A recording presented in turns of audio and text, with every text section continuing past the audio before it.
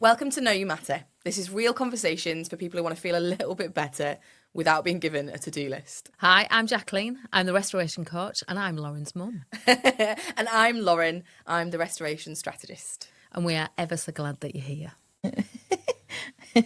I've just put a timer on. That's what I've done. I've put a stopwatch timer? on. Yeah, so we have to, because we're terrible. I'm terrible for checking my watch halfway through and being like, I don't know how long we've been talking for. Well, this is very normal for you and I because generally we do get into conversations and then we realise that we've lost time.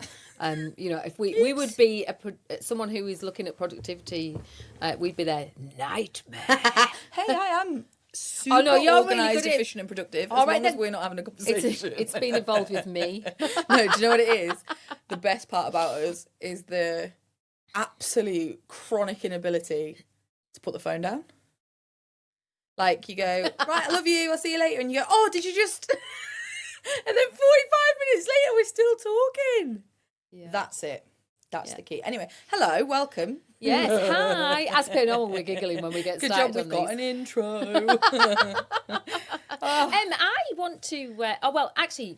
This is going out on the 2nd of December. Yay! I can't believe it's December already. I don't know about anybody else. I do feel a bit like. Are you singing? I feel like from this point on, we do need to either have something Christmassy on or have something near us that looks like a bit of Christmas. Because I do love Christmas. In fact, I'm like racking my brain now trying to work out if I've got like a What, Christmas jumper or a hat or something. Yeah, I've got a hat you can have. Anyway, I would like to start off today's podcast by reflecting and getting you to tell me a bit more about what you've just said. So generally, just to give you a bit of insight in the middle of what happens, we start chatting about the kind of subjects we want to talk about. Lauren will maybe make a statement or I will make a statement about something, and then we end up having a conversation about it, and 10 minutes in go, that'd be a really good podcast, wouldn't it? And we have to redo it. And Lauren has just said something to me that I went, just stop, don't say anything else. That's what we want to talk about. So, Lauren, you have just said what? I just said, shockingly, this is the least stressed I've ever felt at this time of year. So I noticed two things then. One, that you said shockingly. Yeah. And you had the least stress. Can you tell us more? I'm creating content for people, right? And I'm working with a lot of other business owners and stuff at the minute, and people are saying like how this time of year is really stressful and like coming up with offers and driving sales and all that kind of stuff. But also then personally for everyone as well, like making sure they've got everything bought for family and they've got like loads of places to be and loads of places to go and everyone's really stressed. And I'm like, oh yeah, I totally get it. I don't feel any of it. I don't know. I feel like I'm on a little boat, just like do, just tootling along, tootling along. Like, I think it's really interesting for me because we, and this isn't because like I'm super rich or like there's nothing massively changed, but it's me that's changed because like. So this year, our little boy, and it's great because he's not old enough to listen to this podcast, so this doesn't matter, but we'll have to stop this soon because I won't be able to do spoilers on our podcast. But we're getting him a bike. Got my Spider-Man bike. And it's got pedals and stabilisers. And we were looking online and they were really expensive and I was getting myself... And then I was just like, well, I'm just going to buy it second hand. Clean it. Like, and it's like this, like... weight of expectation that I'm just noticing this year is all of a sudden not there, because it's like I don't plan on spending a fortune on anything on anyone. Me and my siblings and all of our partners, we've done Secret Santa for years now, so instead of having to spend hundreds on everyone, we all spend 20 quid on one person out of a few Like me and my sister with our kids, like we've agreed we're just going to do selection boxes. It feels like instead of feeling like I'm being pulled along this train of what everyone else expects Christmas to look like, it kind of feels like me and the world around me, so you and our like my siblings and like my husband and the families and everything, it feels a little bit like we've carved out this little separate, slower path. Like this path that's not absolutely desperate to be sucked in by capitalism and isn't desperate to have this big show off thing. Do you know what I mean? Like, I'm just really excited to spend time with everyone. Like, and spending time with all of my siblings in the same like time yesterday. That was wild. Like, I feel like we never get to do that. And like that for me, it's really interesting because that for me is Christmas. That's it. Like, I've never been obsessed with Christmas Day, because I know that like my little sister, who is listening and always texts us like, you're talking about me. I know that she always texts and she's like, I really miss that feeling of Christmas morning and all that kind of stuff. I don't have that. And I've always thought maybe it's because of some form of neurodivergence that stops me from connecting with it quite as deeply as she did. But I also think it's because Christmas for me was never Christmas Day. Christmas for me was the carol services as a kid in the primary school. It was like hand making cards for people. It was everything that goes around it. Do you know what I mean? And it feels like I've come back to that. Like, I've had a little boy, and it's allowed me to come back to this place where I'm like, oh, what's actually really important for me? What's actually really important. So in essence, it's what matters to you about Christmas. So it's funny because what popped in my head was rewrite the rules. Literally, which I know we've got and people can access. Yeah, this wasn't a purposeful drop actually. No, but that does work really well. But that whole bit about, because what you said there was the weight of expectations, this way that it feels like it needs to be. Yeah. And I think that, being able to step away from that and going, what truly matters to me about Christmas? What is it that I absolutely love and adore? And I would say to anybody that's listening, it is that, isn't it? What really matters to me? I think bigger picture, that's the thing that really kind of hits home and helps us decide how we're going to live our lives. Yes, and actually, I think I did it that way. So I think because we've done so much in the past couple of years, and I feel like I'm changing hugely this last year, and giving myself compassion and grace and all that kind of stuff. I think that's naturally led to me already just kind of living Christmas that way. Do you know what I mean? Instead of it being like I need to sit down and fully focus on it and change that, it's like those little pathways have already started to shift for me. So then now that we're here, I'm like, oh, yeah, no, I don't care about that. Like, okay. I don't want to do that. So it feels like a bit of an internal thing rather than it's being led by the external stuff. Yeah. Yeah, massively. Definitely. Yeah. Which is quite interesting. I can't get comfy. I think it's because my boots are so big. Okay. Try that. I feel there's a little line goes, Lauren is moving about in the chair. Yeah. Lauren Truffles again.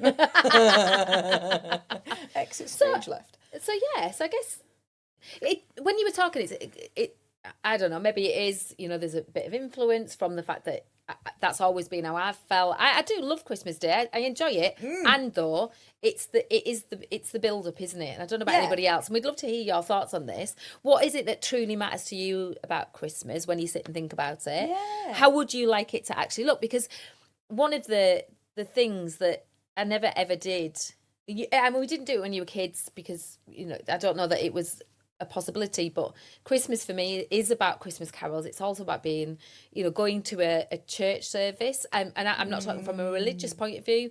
It is just that one of my most favourite Christmas songs in the world is Silent Night, and hearing it sung by a choir always makes me cry. And it just reminds me of being a little girl and being in the church services and just that feeling of everybody singing together and that and it's the music. So I introduced your son to the album, who I don't know if Jane, who is the lady that got that for me, is ever listens, but this was such an incredible gift because I described this album that opens up to like a snow scene, isn't it? Yeah, it's like a snow scene that opens up and it's got Santa and the reindeers, and he was having a right little giggle with it, wasn't he? Putting his trucks inside.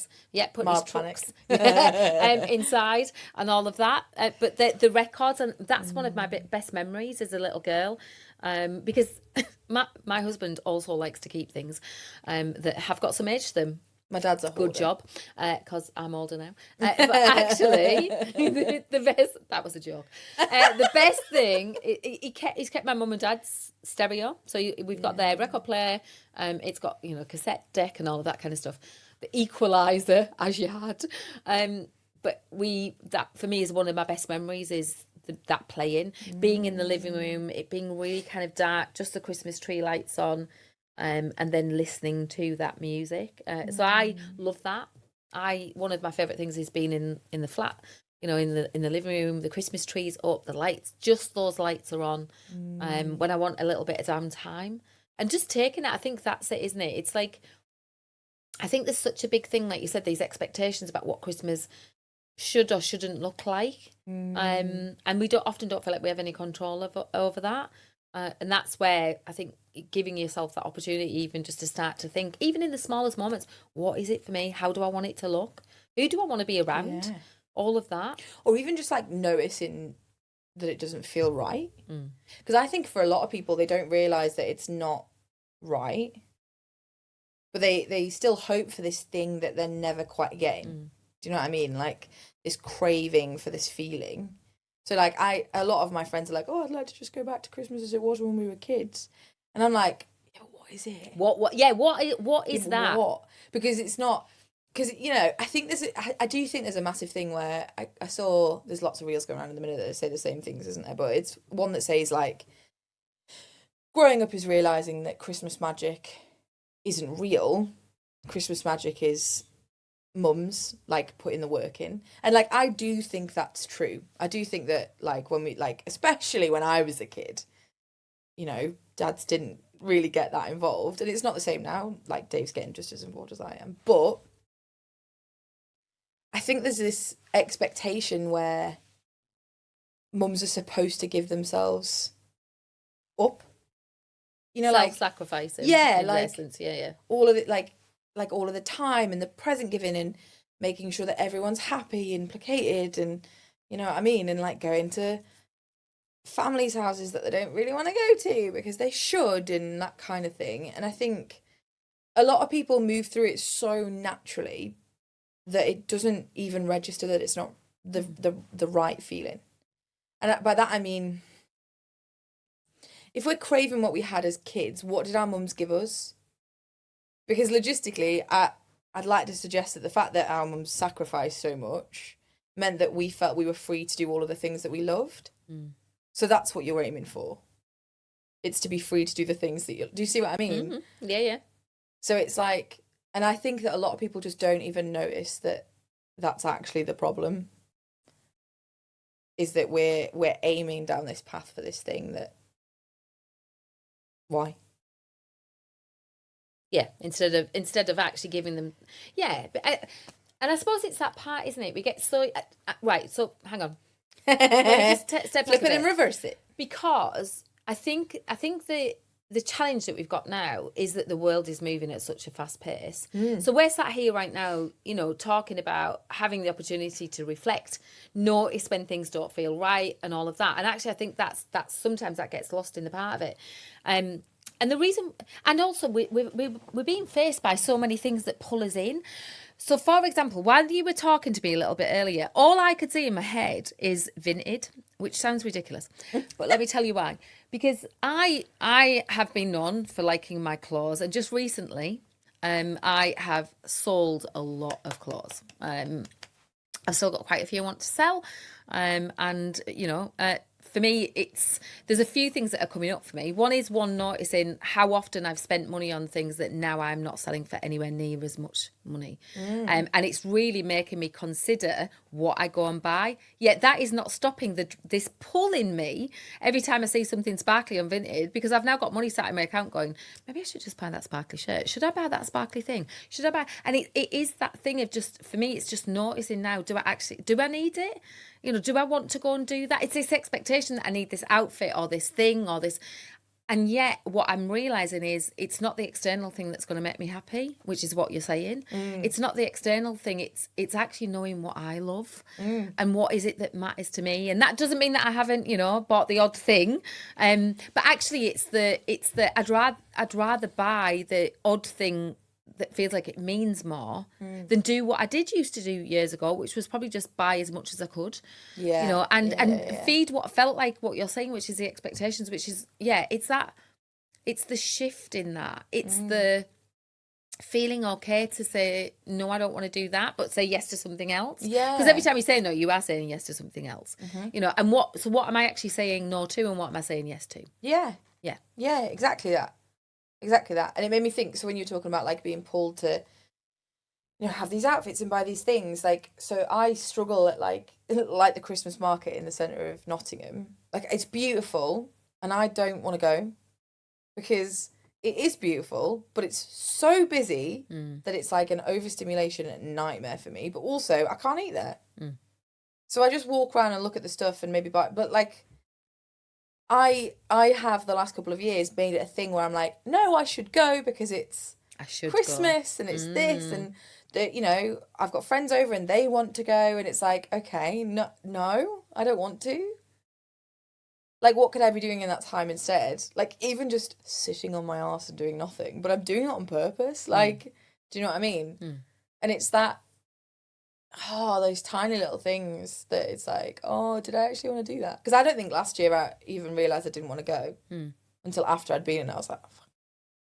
Every time.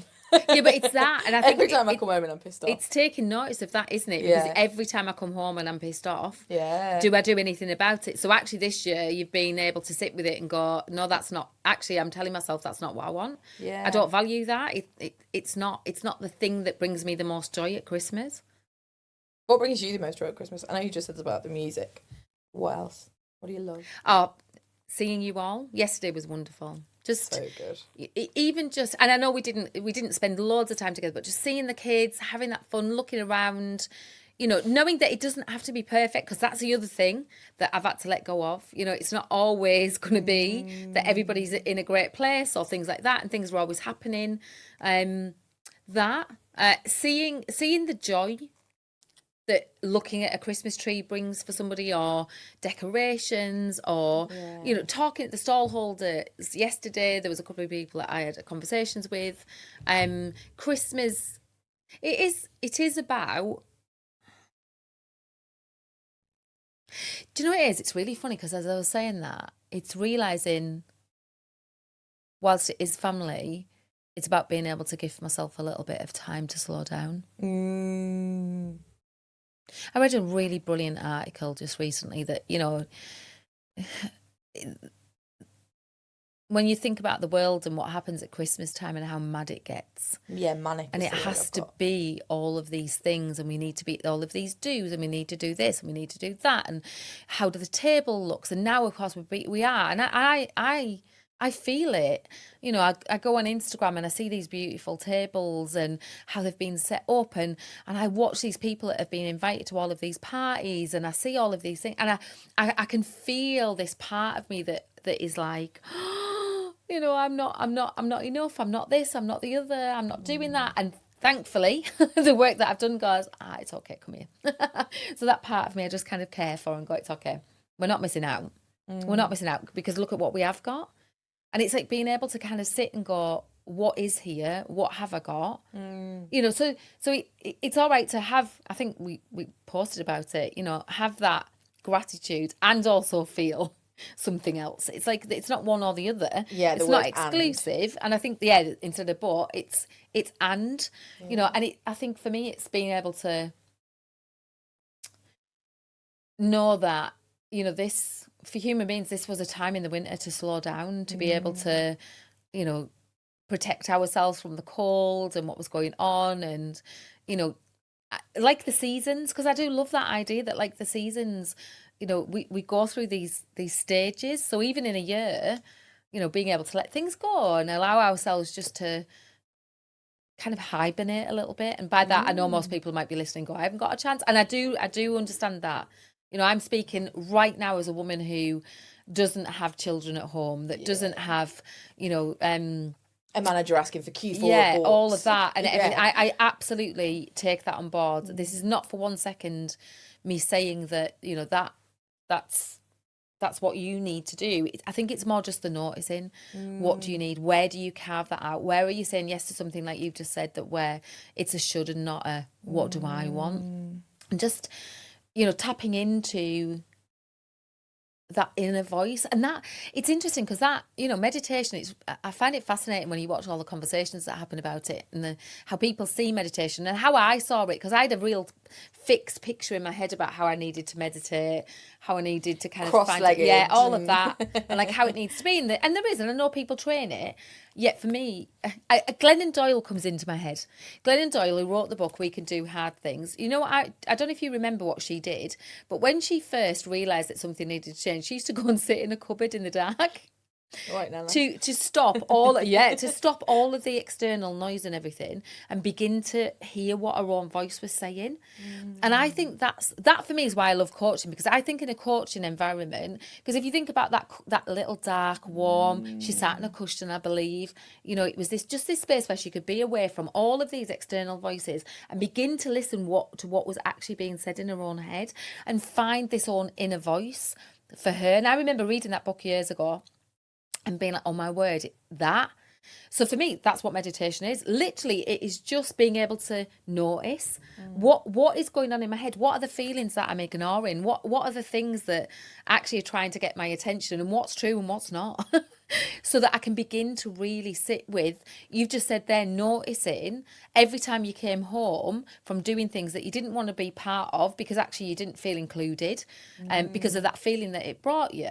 And yet there wasn't enough of that, of you being able to sit with it and go, oh, that's why I don't want to go. Well, no wonder. And actually, can I give myself permission that I don't have to go? I don't owe anybody else that. I think that's the other bit as well. I'll go because what will so-and-so think if I don't go? Yeah. And I think that's where for me, this whole idea of being able to slow down, and even just, and it doesn't take long. Within the space of 5-10 minutes, you can absolutely get to a place where you begin to really notice what you're thinking and what you're feeling about things.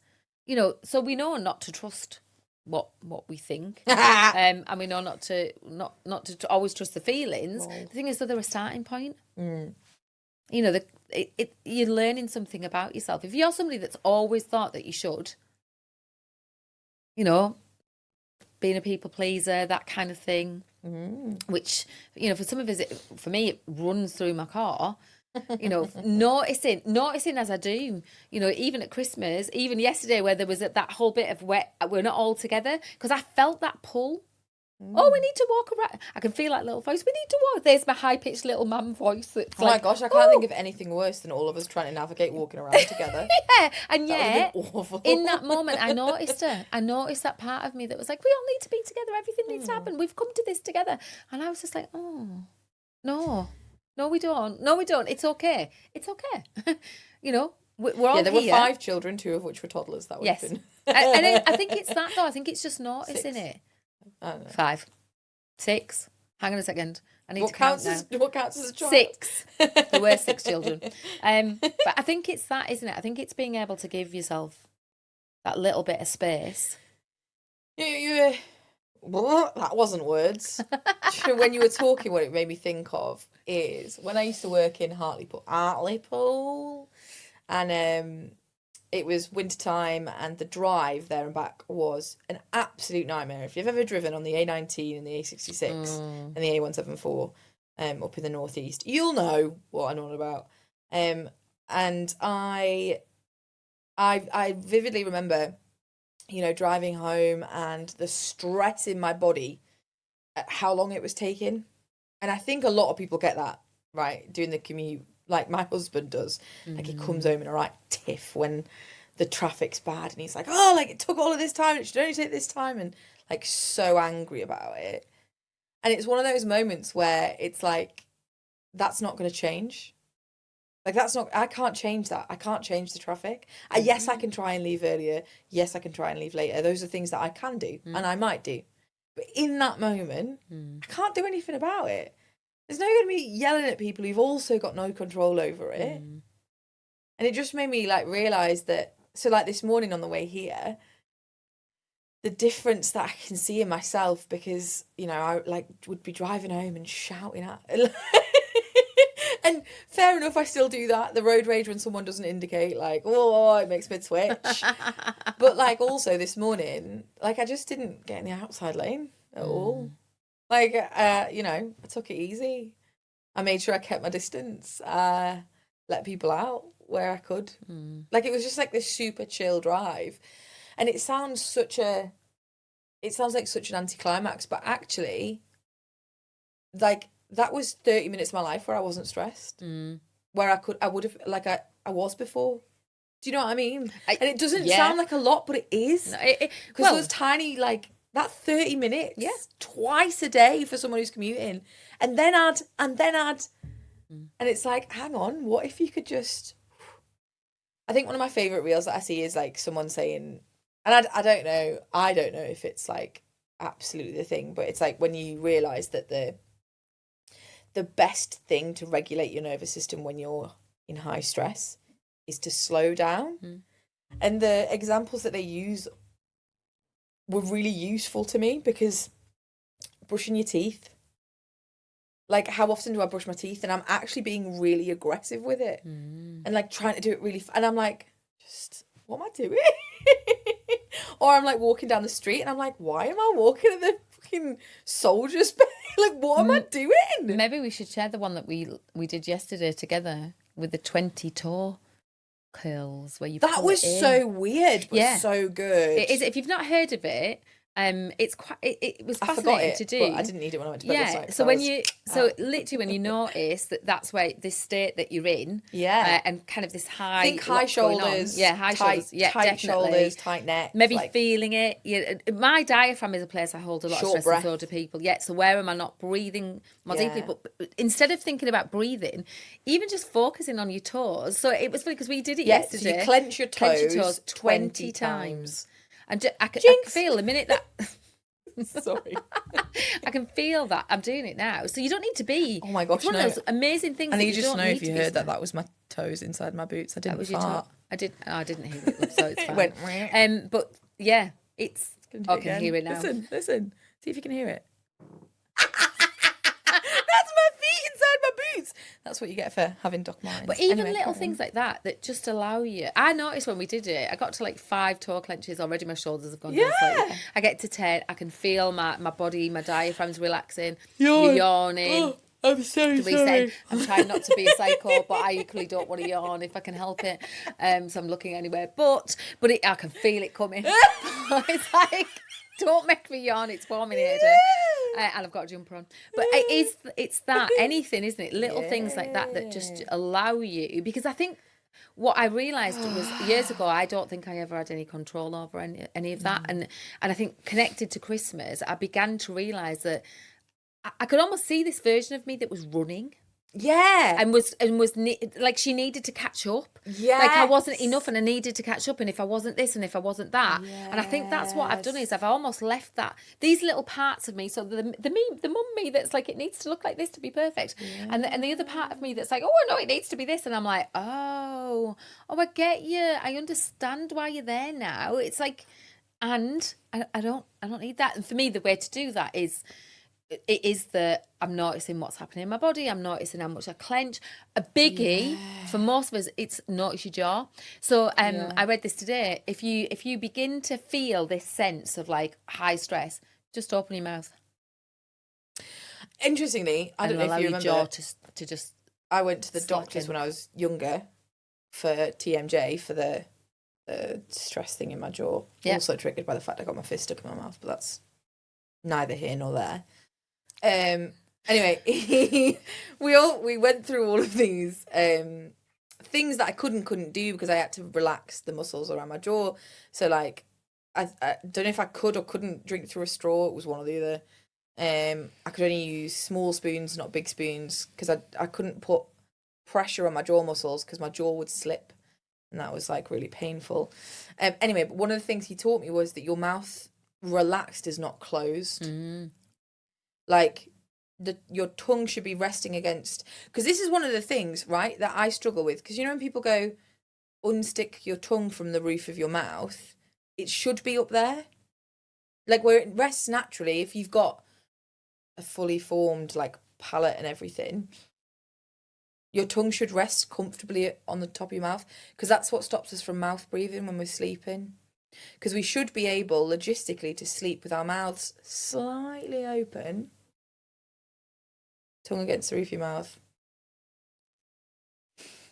And that's what he taught me, yeah. And I think a lot of people are like, that's what I do. Like, unstick my tongue and drop my shoulders. And it's like, yes, do that. When you notice it, do that. But then it does naturally just go back, like, it's fine. So, but even that, what you've just said there, slightly open your mouth, just slightly open your mouth, is another way to be able to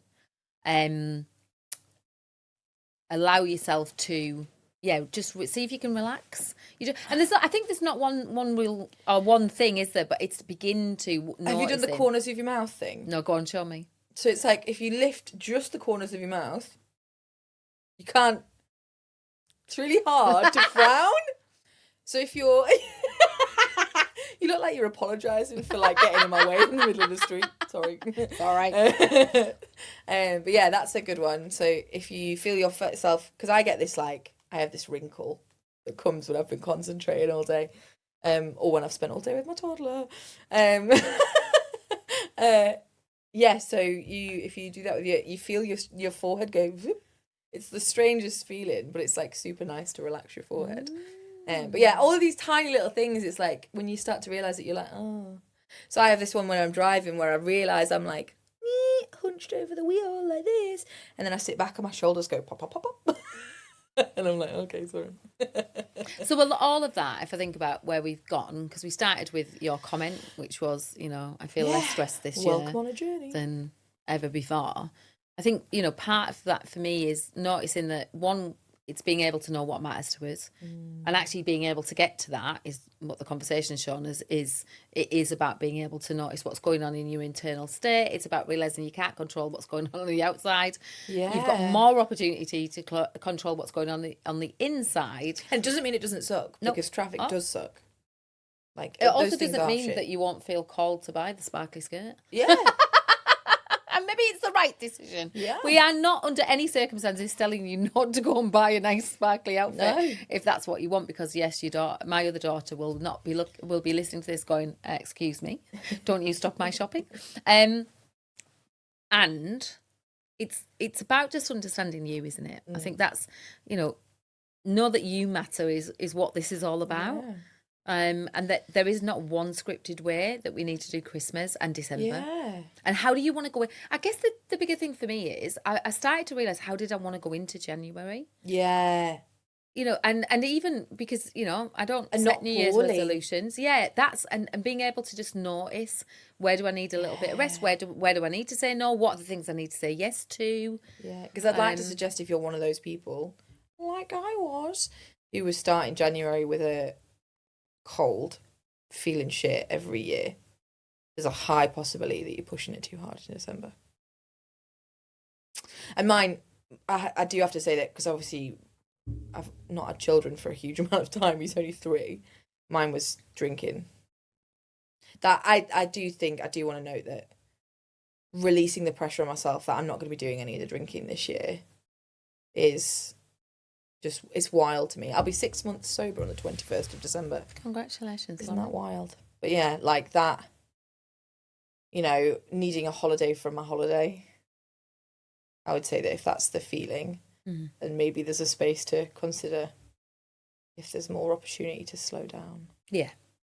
And I think I do feel that's often what we don't feel. I don't know that I ever understood that when people would say to me, you've got more control, you've got a choice about how you approach things and all that. I used to be like, what? No, I don't. Stop telling me I'm doing it to myself. Realising now, yeah, exactly. I think realising now that, all right, there was truth in that. Sorry. But also, it's one of those awful things that's hard to hear, and then once you've actually heard it, it's freeing as fuck. Yeah. Like, the feeling I have this year, and I realise it's privilege. Like, there are, like, I have a warm home and I'm comfortable and all of those things, and it's worth it all. Yeah. To feel like this. Yeah, for sure. Yeah. Well, I'd like to point out we've done a pretty good job that with timing. This is the way I'm going to stop us from, like, titling off in a 50-minute podcast by accident. Whoops. And she's positioned it so I can see it. So I actually, on purpose. As a trainer, I know that timing matters. Time blindness. So being able to see it. So yeah, I'd just love to invite people to message us, tell us about what matters to you about Christmas, what do you love. Yeah, when this goes live, the Rewrite the Rules will be for sale for another 5 days, because this goes on the 2nd and it's for sale until the 7th. Marvellous. Because after that, it just feels a little bit late to. So you've got to this get the week full use if of you it, want to be able to get it. So I'll stick it in the show notes. Is it worth saying how much it is, Lauren? It's £9. Yeah, it's £9, and it's a wee digital workbook to be able to look at. Yeah, and it's cool because it's got calendar pages for you to basically write down everything you're doing, highlight the shit you don't want to do, and delete them. That's it, basically. And that's exactly what we created it for, wasn't it? For this, for people this to feeling. Actually to be thinking, how do I want this to look for me? And it'll snowball into realising that you actually want it for the rest of your life as well. Soz. Anyway, catch you next week. Yeah, speak to you soon. Bye. Bye.